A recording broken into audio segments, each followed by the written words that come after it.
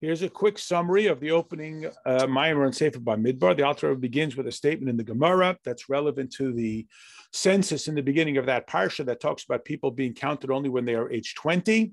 That the Gemara tells us that when a son reaches age 20, we allow him to sell off the assets of his deceased father. And the Alter Rebbe explains the significance of 20 as it is the full Gamatriyah of the word Yud. If we spell it out phonetically, be Yud Vav Dalid, which represents Yud, the Chachma, Vav, and Dalid is the playing out of it, much like the oral Torah fleshes out the written Torah. Similarly, until age 20, or until a person reaches this characteristic of 20, they have only a comprehensible level of understanding. And when they reach age 20, they get beyond that, comparable to the skull, which surrounds the brain. Then there's a second Maamar here that again works off the opening pasuk that says Hashem spoke to Moshe in the wilderness of Sinai in the tent of meeting, told him to lift up the congregation by the children, by each family, should be lifted up. And this is a reference to reattaching them to the original 70 descendants of Jacob who came into the land of Egypt. And that's through Moshe and Aaron counting them. And we spoke about this idea that a neshama comes down into this physical world. And it's such a great descent, but the purpose of the descent is for the subsequent greater ascent, which can only be achieved through Torah and mitzvahs. That is, even the level of Bria is still trapped in its Bria characteristic, in contrast to the levels of Atzilus, which are embedded in the lower worlds of Bria, Tzir, and Asiya, which can be accessed only through the mitzvah actions.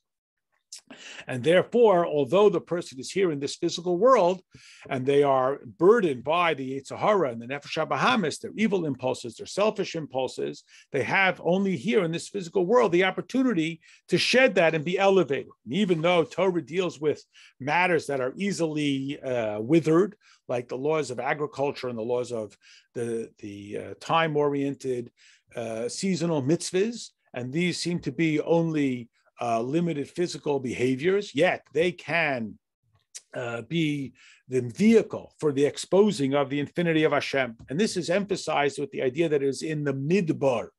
Midbar is a combination of the word for speech, daber, which is the expression, just like a person's speech expresses what they are thinking, and that open letter of mem, as opposed to the closed box mem that comes at the end of a word, represents that we have opened up the dibor. But when it's opened up, it not only gives us the opportunity to absorb the essence as a person speaks, but it also is the opportunity for it to be hijacked by klipa. And that's why we have to offset it with the dibor of davening.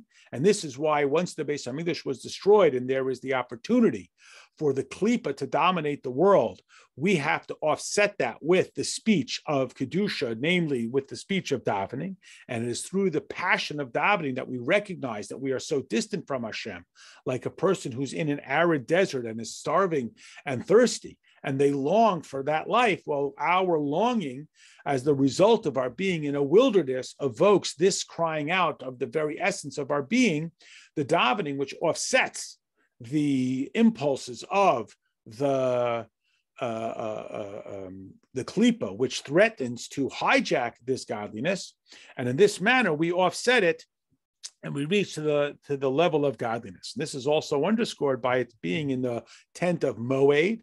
Moed means appointed place, but it also is the same letters for the idea of knowledge, noadati and noidati. The idea being that through knowledge, like Adam knew Eve, we become absolutely unified with the infinity of Hashem.